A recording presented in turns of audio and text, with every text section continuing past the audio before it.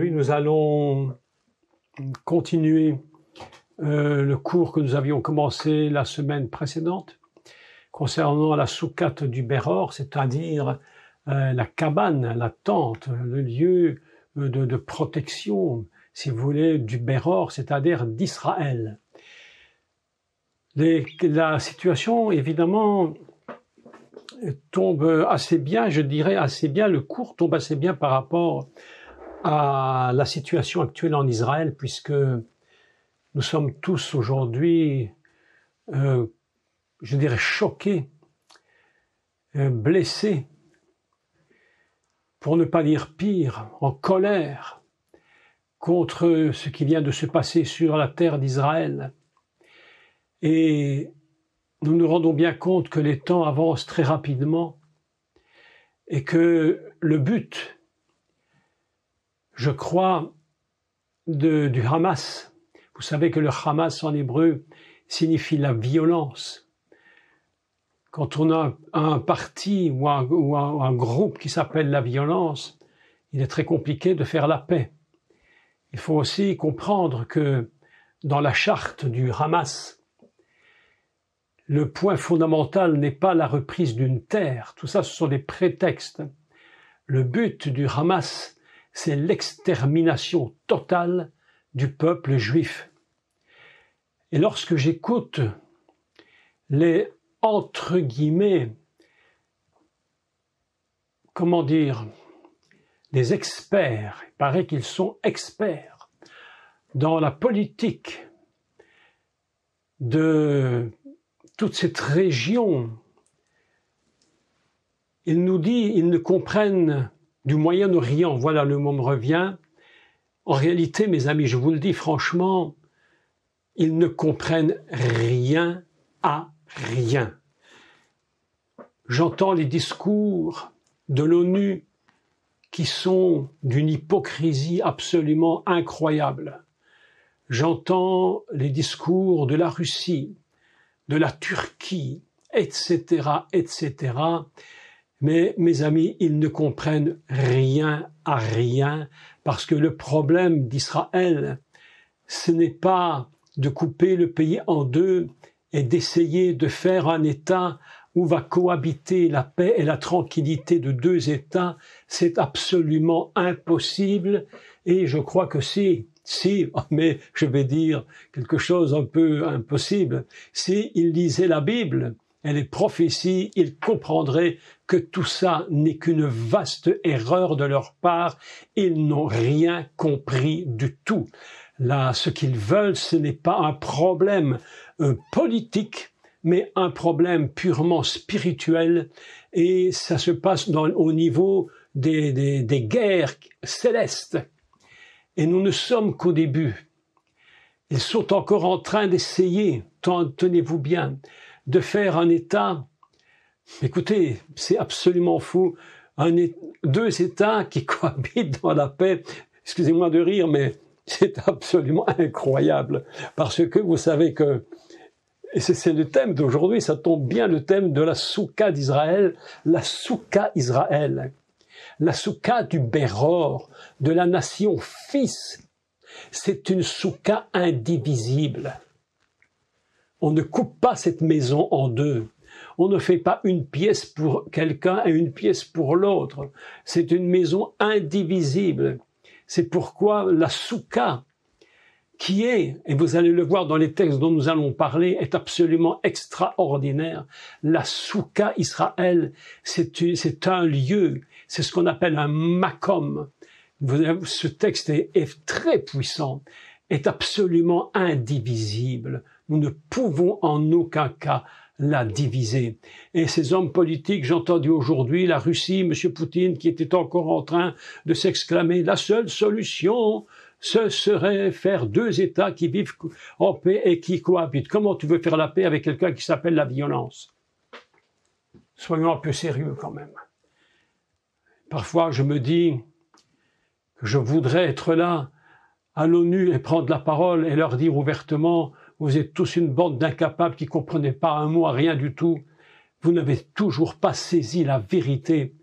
Ce n'est pas une guerre seulement matériel. Le matériel n'est que, écoutez, c'est peut-être même pas excessif, mais ce n'est que la pointe de l'iceberg qui, en dessous, cache une très grande vérité, la destruction de tous les Juifs. Il y a deux choses qui existent actuellement et qui ont toujours été d'ailleurs, c'est premièrement, et nous l'avons vu avec la reine Esther dans ce récit d'ailleurs, l'extermination du peuple, de tout le peuple d'Israël. Il faut l'exterminer. Il y a, je crois, une dizaine d'années, les années passent si vite d'ailleurs, où j'avais fait une très grande conférence que vous pouvez trouver sur YouTube, mais pas sur ma chaîne, parce que sur ma chaîne, ça a été enlevé. Depuis des années, on l'a enlevé. Mais vous pouvez le retrouver sur une autre chaîne qui s'appelle VTV. Là, il y a deux très très grandes conférences sur Israël où j'ai expliqué le véritable fond du problème. Et à l'époque, un rabbin qui était en Israël m'avait écrit et m'avait dit « Monsieur, il faudrait que des millions de gens lisent et écoutent ce que vous avez dit, parce que c'est la seule vérité profonde. Il y a deux choses qui se produisent. La première, c'est l'extermination du peuple, parce que vous savez que s'il restait un couple, écoutez, dans le raisonnement, c'est absolument incroyable. Dans le raisonnement, s'il ne restait qu'un couple de Juifs, ils seraient encore capables d'engendrer le Messie dans leur tête. Vous imaginez un peu ce qui se passe dans la tête. Et la deuxième chose, c'est s'accaparer, écoutez bien, et ici je vais dire des mots que vous allez bien comprendre après le cours que nous allons faire. Ils veulent s'accaparer de la souka du Béror, c'est-à-dire la terre d'Israël. Le Béror, nous l'avons vu la fois passée, c'est tout le peuple d'Israël, depuis les bébés jusqu'aux vieillards, et tous, écoutez même plus, c'est inimaginable, mais véritable. Même tous ceux qui sont morts et qui attendent le jour du Messie. Mes amis, ils sont tous là dans cette souka. Vivants ou morts, ils attendent le jour où le Messie va venir. Et c'est pourquoi ils veulent détruire non seulement le peuple dans sa totalité, mais ils veulent s'accaparer de la souka d'Israël, qui est la terre d'Israël. Et vous allez voir les textes que nous avons lus aujourd'hui. Nous allons maintenant commencer ce cours, ou plutôt le continuer. Et je fais une très courte introduction en reprenant les deux dernières choses que j'avais dit et j'enchaîne directement.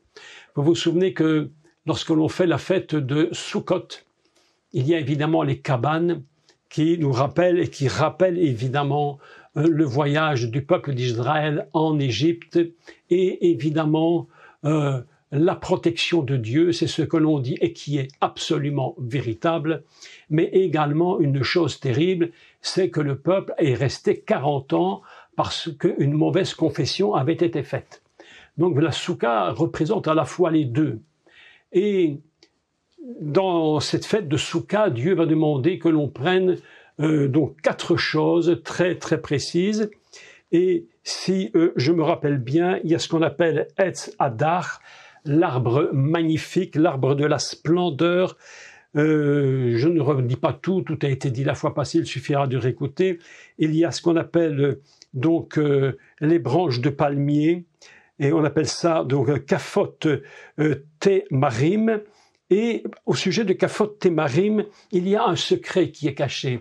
Je ne crois pas vous l'avoir dit la fois précédente, mais le seul verset qui a une valeur identique, c'est-à-dire 1190 dans la Bible, tenez-vous bien que le texte est très surprenant, parce que je crois vraiment que derrière les mots, et ça je crois qu'aujourd'hui nous l'avons tous compris, derrière les mots, on soulève progressivement les fins voiles qui se trouvent et on constate que 1190 est égal à un seul verset dans la Bible, c'est le psaume 103 et au verset 3. Et je vous propose que nous lisions le psaume 103 au verset 3, qui a exactement la même valeur que les branches de palmier. Et tenez-vous bien, c'est assez surprenant, un texte que chacun connaît d'ailleurs, chacun le connaît, mais je le lis. C'est lui qui pardonne toutes tes iniquités. Extraordinaire texte, magnifique. C'est lui qui pardonne toutes tes iniquités, qui guérit toutes tes maladies. Mes amis, 1190, même valeur que les branches de palmier, quelque chose d'absolument formidable, ce qui veut dire que la soukha, en réalité, les symboles de la soukha, il faut être dans cette notion de guérison et de pardon. Lorsque nous sommes dans la soukha, il nous protège parce qu'en réalité, il nous a pardonné. Je suis en train de préparer un grand séminaire que nous aurons l'opportunité de vivre un peu plus tard, je pense, après la nouvelle année, je crois, sur la puissance du pardon qu'on ne peut strictement pas comprendre si on n'a pas compris la puissance du péché. Le péché est tellement violent, le péché a une telle impact que si on ne comprend pas ce que représente véritablement le péché, on ne peut pas véritablement comprendre quel est le pardon des iniquités. C'est quelque chose qui va être mis dans une balance. Pour comprendre l'un, il faut comprendre la valeur de l'autre. Et souvent, les chrétiens, nous, peut-être même les juifs pratiquants, nous disons, on est content, gloire à Dieu, il nous a pardonné nos péchés. Mais en réalité, on n'a pas compris la grandeur du pardon. Parce que la grandeur du pardon dépend de la catastrophe qui était commise. Et c'est là qu'il nous faut bien comprendre. Donc, il y aura un très grand cours qui va se faire, je pense, pour une conférence qui durera normalement 2 ou 3 jours, en direct. Je suis en train de préparer ça. Et ici, voilà que nous apprenons que Kafot Temarim, les branches de palmier ont la valeur. Lorsqu'on les secoue, c'est comme s'ils se dégageaient. Vous voyez, c'est un peu une idée, mais c'est comme s'ils se dégageaient de cela, cette idée, je t'ai pardonné tes iniquités, je te guéris de toutes tes maladies. C'est pourquoi je te place dans cette soukha. C'est ça. Et à chaque fois que tu vas secouer, eh bien, tu vas produire, tu vas sentir comment l'Éternel te pardonne et comment il te guérit. Et ça, c'est extraordinaire. Ça, c'est extraordinaire. C'est pourquoi vous voyez bien que la fête de Soukha, c'est un souvenir, mais plus qu'un souvenir. Ça dégage en réalité une dimension de l'amour de Dieu pour pardonner un peuple, pardonner des paroles négatives qui ont entraîné le peuple dans des choses terribles.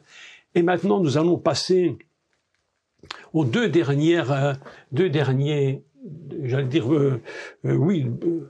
branches, disons, dont nous n'avions pas parlé. C'est ce qu'on appelle les rameaux de l'arbre Avot. On appelle ça Avot. Attendez, je cherche mon texte. Voilà, oui, Anaf etz Avot. Anaf etz Avot, qui signifie des rameaux de l'arbre Avot. Donc je me suis dit, mais puisque il y a toujours un sens caché dans les choses, et que derrière Dieu nous dit quelque chose de très important, nous allons comprendre que Anaf etz Avot a sa valeur de 832.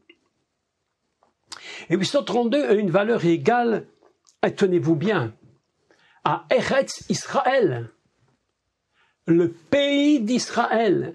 Et là, nous sommes en train de mettre le pied dans l'étrier pour monter sur notre monture qui va nous amener à un texte absolument incroyable et absolument superbe. Anaf etz Avot, l'arbre Avot, c'était exactement le pays d'Israël. C'est le cœur de Dieu. C'est le cœur de Dieu. Le cœur de Dieu, le cœur, c'est Lève. Et Lève, sa valeur est de 32. Et nous constatons que 32 fois 26, le nom de Dieu, fois le cœur, multiplié par le cœur, est égal à Eretz Israël 832. Mes amis, le peuple, le pays d'Israël, c'est véritablement ce pays qui est dans le cœur du Père. C'est le cœur du Père. Et c'est pourquoi il y a une haine incroyable, contre le peuple d'Israël, contre la terre d'Israël. Je ne parle même pas ici seulement des Juifs, je parle de la terre elle-même. Cette terre, on se pose une question, souvent je me dis, mais comment ce tout minuscule petit pays, dont il faut le chercher avec une loupe sur la carte quasiment, pour le trouver, est-il tant désiré? Pourquoi veulent-ils tant s'en accaparer? Mes amis, parce que Eretz Israël, c'est les rameaux de l'arbre Avot. Et les rameaux de l'arbre Avot, ça veut dire quelque chose qui est serré, qui est tressé, qui a de la force. Il faut le briser, il faut le détruire. Même la terre d'Israël dérange le diable. Si encore ce n'était, je veux dire une bêtise, je ne vais pas la dire, même en plus que les Juifs, qui sont la haine profonde de Satan, même ça, ce n'est pas encore suffisant. Il faut qu'ils prennent, écoutez bien le mot, la souka du Béror, et surtout la détruire. Mais la chose qu'ils ignorent complètement, c'est que la terre d'Israël, la souka d'Israël, du Béror, du fils premier-né, écoutez le mot premier-né, Béror, la souka du Béror, tout le monde, non je ne vais pas dire tout le monde, personne ne peut la gérer que comme Israël peut la gérer. Et aujourd'hui, le peuple d'Israël est en train de vivre un miracle économique, un miracle matériel, et je pense que la plupart des Juifs habitant sur cette terre, je crois qu'ils n'ont pas vraiment compris la grâce que Elohim leur a fait. C'est pas par hasard qu'ils sont là. Et ça, je crois que vous en êtes bien conscients. Mais sont-ils tous conscients du miracle qu'ils sont en train de vivre? Vous savez que lorsque nous allons en Israël, nous voyons un pays extrêmement moderne. Ah ben oui, j'étais surpris. Dans la vieille ville de Jérusalem, si tu veux commander ton repas, tu peux taper sur un ordinateur, enfin, vous savez, tous les trucs modernes d'aujourd'hui. Et quand tu vois ça, tu dis, ben c'est pas différent de chez nous. Mais la différence, elle est grande. La différence, c'est qu'ils viennent après 70 ans d'un pays qui n'y avait rien, et tout a été bâti. Alors que nous, ici, dans notre Europe, il a fallu des siècles et des siècles et des siècles et des siècles et des siècles pour avoir ce que nous avons. Mais là, en 70 ans, ils ont bâti là où c'était impossible. Et je ne sais pas s'ils se rendent compte du miracle. Et alors aujourd'hui, on veut s'accaparer de la souka du Béror, en se disant tout est fait, maintenant prenons-la. Mais ce qu'ils ne savent pas, c'est que ce qu'ils prendront, ils ne pourront jamais le garder. Jamais ils ne pourront le garder. Nous allons maintenant lire la troisième chose, le quatrième, pardon, ce qu'on appelle les sols de rivière. Donc vous savez que pendant la fête de Sukkot, il y a ces quatre arbres qu'on va prendre et on va les secouer, et c'est tout ce système que Dieu a mis en place. Il y aura encore 1000 choses à dire sur Souka, mais probablement, ce qui n'a pas été dit, on le dira l'année prochaine. D'accord. Alors, le dernier, c'est le sol des rivières. Et le sol des rivières, on appelle ça Arvehi Nachal. Arvehi Nachal est très intéressant le sol des rivières. Parce que ce que Dieu veut, c'est qu'il y ait de l'eau, qu'il y ait de la richesse et de la joie, qu'il y ait de la paix, qu'il y ait ce qu'on appelle le shalom. D'ailleurs, le sol des rivières, la valeur étant de 370, nous avons un mot qui vaut 370, shalom, shalem. Et j'aime chanter ce chant, Shalom Israël. Que la paix soit sur Israël, que la paix soit sur tous, parce que c'est le sol des rivières. Mais lorsque le peuple d'Israël va être déporté en Babylone, le texte est épouvantablement triste, parce qu'ils disent, ils ont pris leur harpe. Vous imaginez, ils sont partis avec ce qui leur donne, et qui procure de la joie, qui leur permet d'adorer la musique, avec cette harpe de ce qu'on pourrait appeler donc le kinnor. Et il dit le texte, il dit, ils ont pris leur harpe et ils l'ont suspendue au sol des rivières. Et nous avons ces deux idées terribles.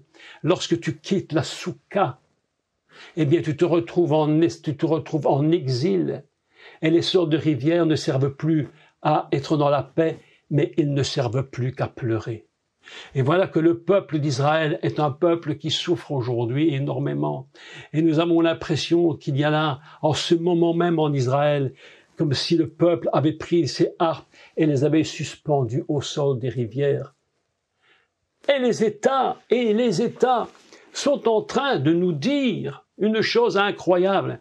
Ils nous disent, mais attention, on vous a exterminé 260 jeunes qui n'avaient rien demandé. Alors, ils étaient dans une rave partie, des fêtes un peu, mais ça aurait été autre chose, ça ne changeait rien. Et ils ont massacré des gens. Et on est en train de nous dire, mais non, surtout, soyez joyeux. Surtout, les nations leur parlent. Surtout, faites attention, ne dépassez pas la limite. Mes amis, je vais vous dire une chose. D'accord ou pas d'accord, c'est la guerre. C'est la guerre. Et le peuple est en train de pleurer en Israël. Ils ont attaché leur harpe au sol des rivières. C'est comme si la soukha n'est pas comme la soukha du Béror a été violée. Ils sont rentrés et tués. Parce que tout viol est un meurtre. Et tout meurtre est un viol. Et ils sont rentrés. Et le peuple prie et pleure. J'écoutais tout à l'heure un rabbin, très court, il a parlé très court. Il se posait la question se demandant si on n'était pas rentré dans Armageddon. Et à la fin, il s'est retenu pour ne pas tomber en pleurs. Et ces hommes qui sont en train de faire des discours.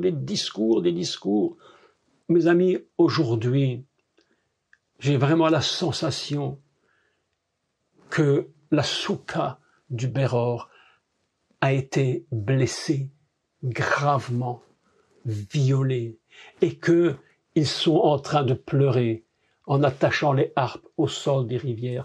Vous imaginez que lorsque Dieu dit à la fête de Sukkot, vous prendrez les sols des rivières, ce qui représente Shalom, la paix, Shalem, payé. Vous imaginez, entier. Le sol des rivières représente l'entièreté. C'est Shalem, c'est Shalom, c'est la paix, c'est payé. Et voilà qu'aujourd'hui le peuple d'Israël se trouve dans une situation absolument terrifiante absolument. Nous allons parler maintenant pour comprendre ce qu'est la dimension d'Israël. Pour comprendre le principe de la soukha, il faut comprendre la dimension de deux choses très importantes. On ne peut pas véritablement comprendre ce qu'il sera dit aussi longtemps qu'on n'aura pas compris pourquoi Dieu, Hachem, a choisi Yaakov et a changé son nom en Israël. C'est tout à fait surprenant.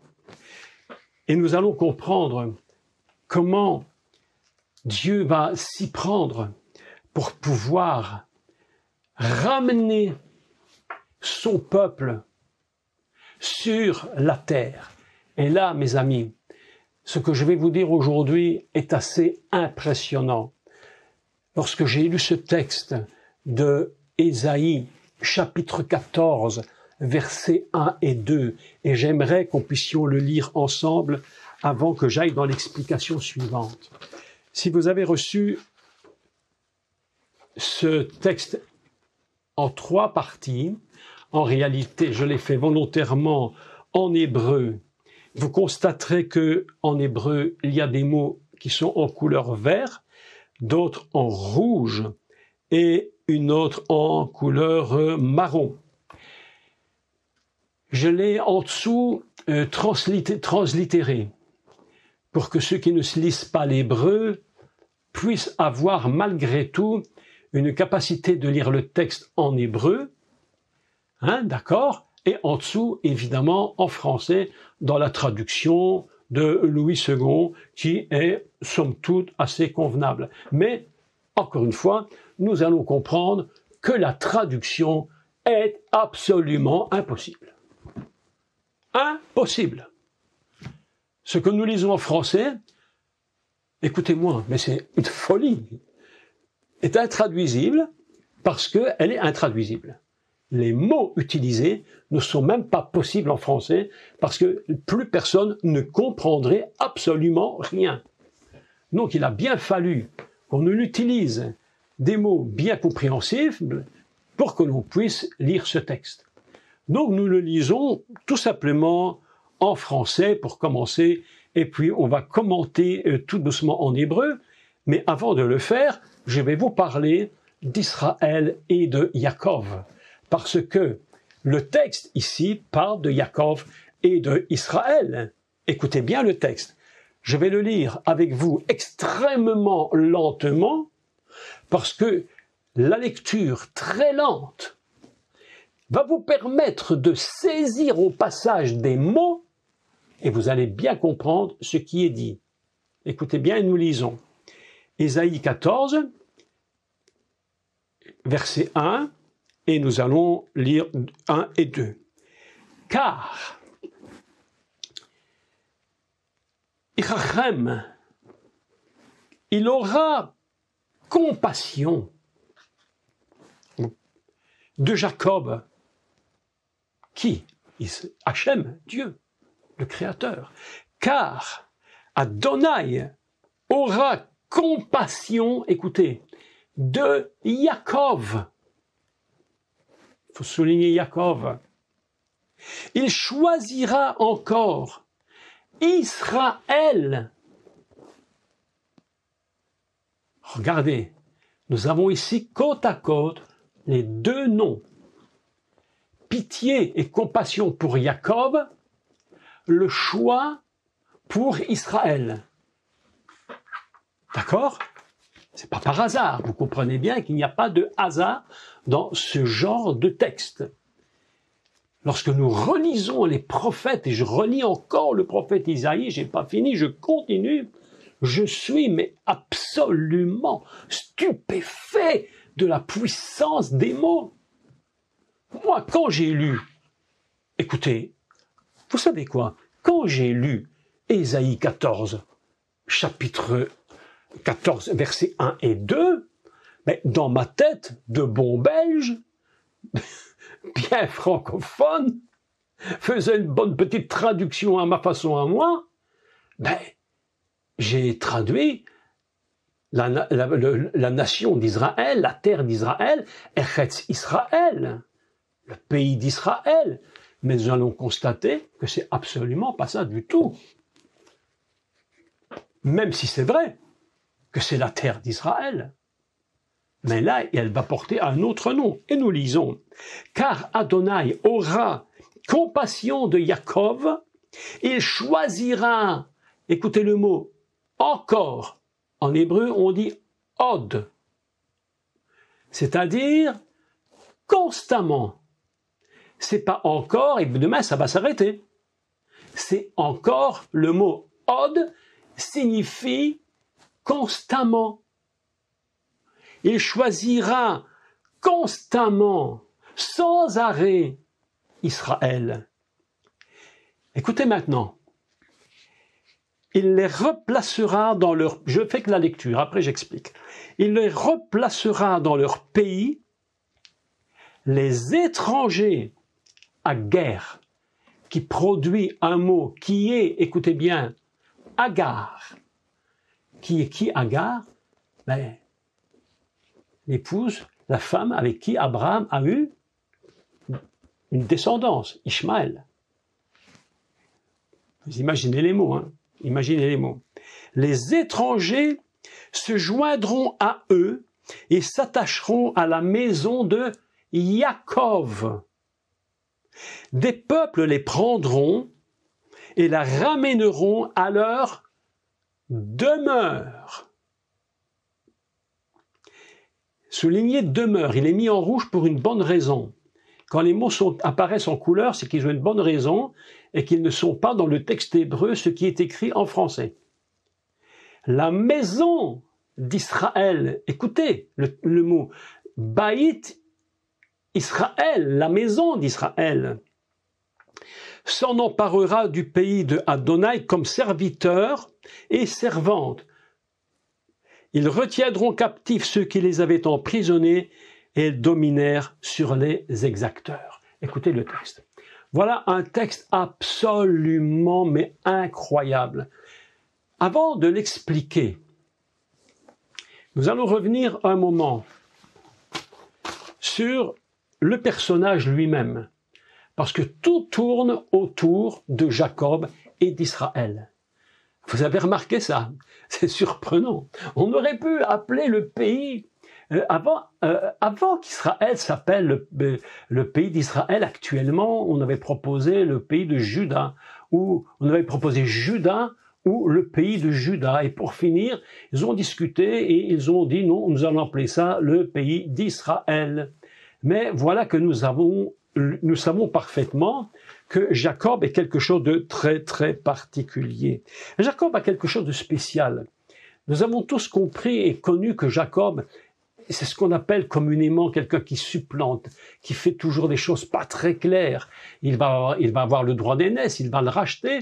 Bon, c'est pas qu'il ne l'a pas volé, mais il l'a acheté pour tout, on va dire, pour un plat de lentilles. Si c'était aujourd'hui, on aurait dit pour une bouchée de pain. Je te donne une bouchée de pain et puis tu me donnes ton droit de lentilles et tu me donnes ton droit d'aînesse. Bon, vous imaginez un peu.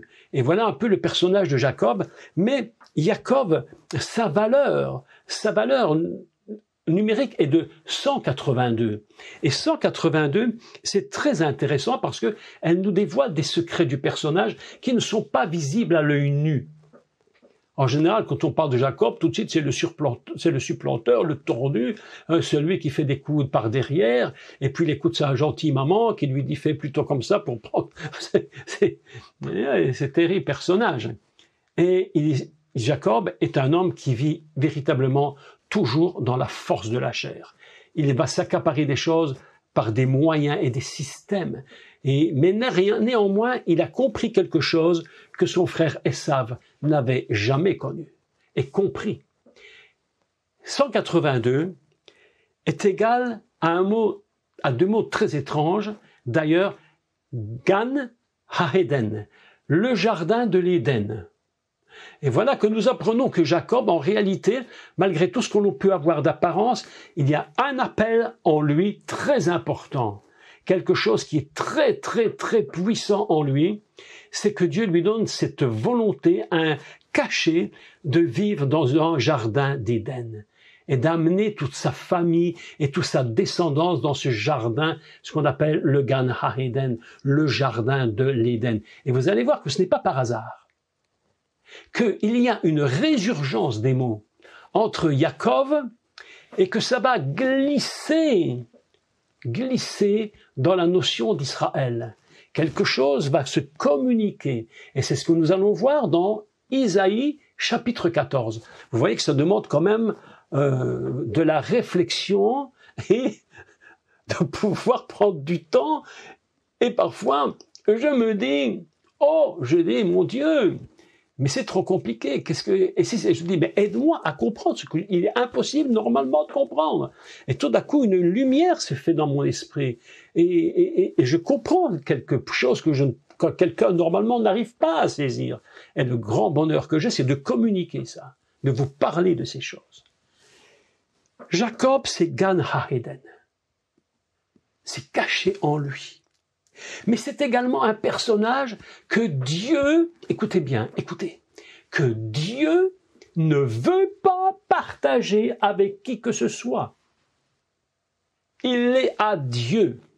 Malgré qu'il est ce qu'il est, Dieu a mis en ce personnage une dimension édénique et absolument admirable. Et en plus, la valeur de 182 est égale à Elkana, le Dieu qui est jaloux. Jacob appartient à Dieu et n'appartient à personne. Et c'est parce que Dieu a ses yeux sur ce personnage et qui dit « Il m'appartient, Jacob c'est à moi, et je fais ce qu'il me plaît de faire. » Et si je décide, pour l'amener dans cette notion de Gan Eden, de faire une œuvre en lui, pour qu'il soit ce que je veux qu'il soit, et qu'il devienne, après ce que j'ai fait pour lui, Israël, Dieu dit, c'est mon choix. C'est mon choix.